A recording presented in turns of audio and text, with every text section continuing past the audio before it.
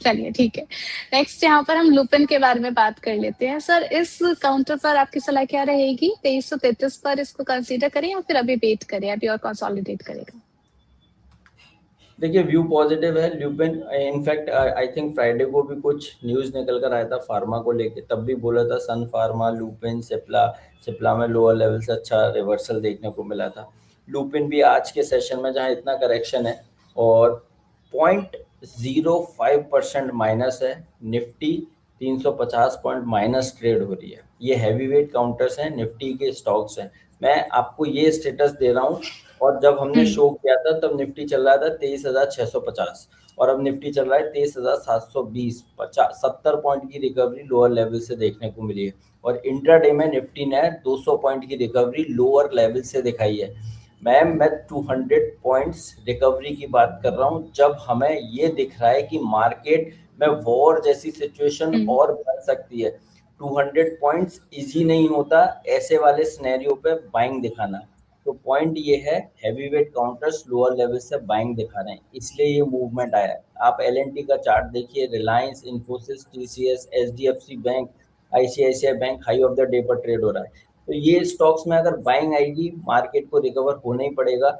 Lupin जैसे counter, even सन pharma lower level से बहुत अच्छी रिकवरी हुई है, तो इन स्टॉक्स में भी और तेजी बनेगी। लुपिन आने वाले दिनों में 2400 पहला टारगेट है, लगातार बोल रहे हैं 2400 के टारगेट्स देखने को मिलेंगे। 2400 निकालेगा तो 2560 तक के अपसाइड मूव के लिए लुपिन तैयार हो चुका है।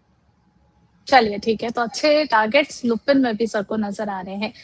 इसके अलावा सर यहाँ पर हमारे दर्शकों के कुछ सवाल भी आए हैं, हम आपसे नजरिया जानना चाहेंगे कि क्या सलाह रहेगी आपकी। सबसे पहले माला सिन्हा जी का सवाल आया है एजीआई इंफ्रा को लेकर के। इसमें सर आगे का टारगेट प्राइस जानना चाह रही है। 370 पर चल रहा है, 2.20% की अपसाइड इसमें आज देखने को मिल रही है। हाँ, अब देखिए आप ही ने बोला 2.2% की अपसाइड। अरे भाई निफ्टी तो 350 पॉइंट डाउन है, देन ये स्टॉक 2% ऊपर क्यों है? और केवल आज नहीं, लास्ट 7 सेशन से कंटिन्यूस रैली ये काउंटर दिखा रहा है, क्योंकि स्टॉक ने फ्लैग पैटर्न बनाया और उसका ब्रेकआउट देखने को मिला है। पैटर्न के लिहाज से जो टारगेट बनते हैं 430 तक के बनते हैं, तो इनको होल्ड करने की सलाह है। बिल्कुल आप होल्ड करके चलिए। 430 तक के अपसाइड एजीआईएल में नजर आते हैं। चलिए ठीक है। यहाँ पर आनंदा जी का एक सवाल आया है, कह रहे हैं कि अगर इस मार्केट में हमें 1 लाख लगाने हो 6 महीने के लिए तो कौन सा स्टॉक लेना चाहिए? देखिए कोई एक स्टॉक सजेस्ट नहीं करेंगे, क्योंकि आपने जो अमाउंट बताया वो अगर पूरा एक ही स्टॉक में स्टक हो गया तो काफ़ी ट्रोलिंग आप मेरी करेंगे। तो बेटर ये है कि आप 2 स्टॉक्स में पैसा लगाइए। रिलायंस बहुत अट्रैक्टिव है इन लेवल्स पे, क्योंकि जो रैली आई है उसमें पार्टिसिपेशन देखने को नहीं मिला है रिलायंस का। तो रिलायंस में अच्छे और तेज़ी से अपसाइड मूव बनेंगे। रिलायंस को खरीदिए, एचडीएफसी बैंक को खरीदिए। बहुत नेगेटिव न्यूज़ अभी भी मार्केट में एचडीएफसी बैंक को लेकर चल रही है, तो उसके ऊपर ही एचडीएफसी बैंक निकलेगा तो बहुत अच्छे अपसाइड मूव देखने को मिलेंगे। तो आप 50,000 एचडीएफसी बैंक और रिलायंस में आप पैसा इन्वेस्ट करेंगे तो हो सकता है 5 दिन, 10 दिन, 20 दिन या महीने, 2 महीने में आपको रिटर्न देखने को नहीं मिले। लेकिन अगर आप 6 महीने के नज़रिए से आप पोजीशन बनाते हैं तो डेफिनेटली मुझे दुआएं देते हुए नजर आएंगे। तो इसलिए इन दोनों स्टॉक्स को बाय एंड होल्ड करने की सलाह है। चलिए ठीक है। यहाँ पर जो है अगर आपको अपना कैपिटल पार्क करना है तो कुछ ये स्टॉक्स आपको सजेस्ट किए गए हैं, इनको आप देख करके चल सकते हैं। और यहाँ पर जो है अपने एक और गेस्ट का वेलकम कर लेते हैं। हमारे साथ जुड़ चुके हैं एक दत्ता कैपिटल के फाउंडर ऋषभ सिंह। बहुत बहुत स्वागत है सर आपका फाइनेंस ज्ञानी पर। Thank you so much Urvashi. Good morning Mudit ji. Good morning. यहाँ पर अभी मैं मुदत सर के साथ बात कर रही थी ऋषभ जी, तो मैंने उनको बताया कि पैनिक सिचुएशन में आपने बताया था किस तरीके से लोग जो है वो आपको फोन करके पूछ रहे थे कि ऋषभ जी अगर न्यूक्लियर अटैक हो गया तो मेरे पोर्टफोलियो का क्या होगा। अब आप दोनों ही गेस्ट में हमेशा, मैंने पहले भी इस चीज को मेंशन करा है, इतनी सिमिलैरिटीज है, फिर चाहे वो टेक्निकल चार्ट्स को लेकर के कह लीजिए या फिर अभी आप अडानी पर भी बात कर रहे थे, तो सर ने जो नाम लिया ऋषभ जी आप भी वही नाम लेते हैं कि मुझे 2 ही ऐसे स्टॉक्स है जिनमें कॉन्फिडेंस आता है, जिसमें अडानी पोर्ट भी था, मैं आपको बता दूं। तो वो कहीं ना कहीं सिमिलैरिटीज आपके देखने को मिलती है। ऋषभ जी आगे भी आपसे चर्चा करेंगे हम, और उससे पहले मुदत सर और भी सवाल है हमारे दर्शकों के आपके लिए यहाँ पर तनुजा जी का सवाल आया है एबीडीएल को लेकर के। 504 के लेवल पर ट्रेड होता हुआ नजर आ रहा है, आपका नजरिया इस काउंटर पर क्या है? देखिए, एलाइड ब्लेंडर्स की अगर हम बात करते हैं, स्टॉक में तेजी है कंटिन्यूस और अच्छे बॉटम बनाने के बाद रैली दिखा रहा है और रैली और स्ट्रेच हो सकती है और आने वाले दिनों में काउंटर 530 540 तक के अपसाइड मूव दिखा सकता है। बाय एंड होल्ड करने की सलाह है, स्टॉप लॉस रहेगा 478 का। चलिए ठीक है। नेक्स्ट यहाँ पर सर क्वेश्चन आया है एनएचपीसी को लेकर के, लॉन्ग टर्म इन्वेस्टमेंट के नजरिए से आपको कैसा लग रहा है? इन्होंने बाय किया है 86 पर।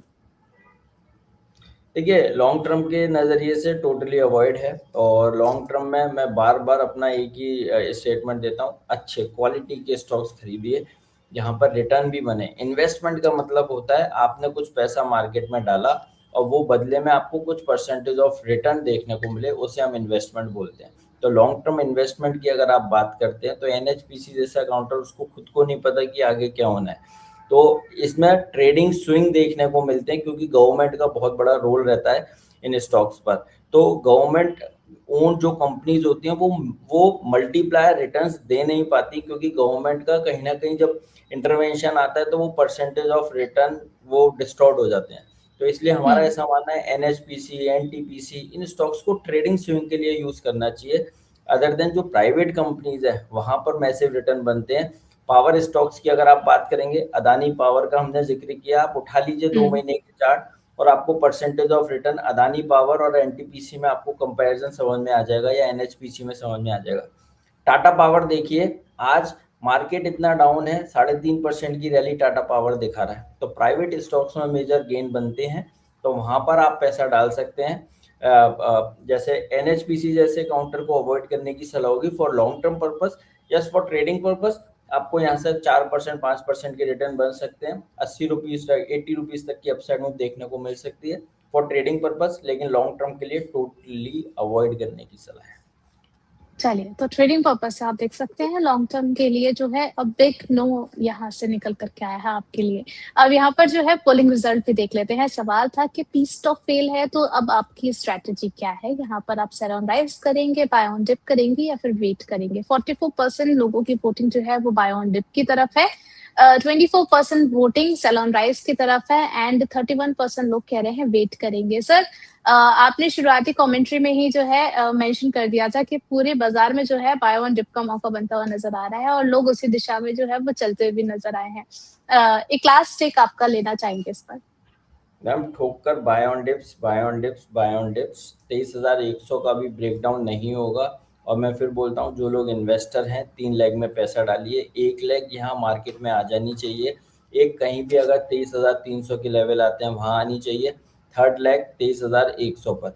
इनफैक्ट ये तो मैं 3 लेग में अब इसलिए बोल रहा हूँ जो लोग नए इन्वेस्टर आ रहे हैं मार्केट में, अदरवाइज 22,700 पर ही हमने अपने सारे क्लाइंट्स को सारा इन्वेस्टमेंट करा चुके हैं। तो वहां से परसेंटेज अच्छे रिटर्न अभी भी क्लाइंट्स होल्ड कर रहे हैं और 25,000 तक जब तक निफ्टी के लेवल नहीं आते तो जो इन्वेस्टमेंट हमने कराया है वो कहीं भी हम उसको एग्जिट नहीं कराएंगे। तो 25,000 पे वहां पर रिव्यू करके पोजीशन से एग्जिट कराएंगे। तो अभी भी मौके हैं, पैसे डालिए, क्वालिटी स्टॉक्स में पैसा डालेंगे पैसा बनेगा। बाय ऑन डिप्स की ही स्ट्रेटेजी होनी चाहिए। सुबह से 250 पॉइंट की रिकवरी निफ्टी में देखने को मिल रही है। चलिए ठीक है, थैंक यू सो मच मुदित जी हमारे साथ जुड़ने के लिए और हमारे सभी सवालों के जवाब देने के लिए। आपकी तरफ से एक डिस्क्लेमर और चाहेंगे सर?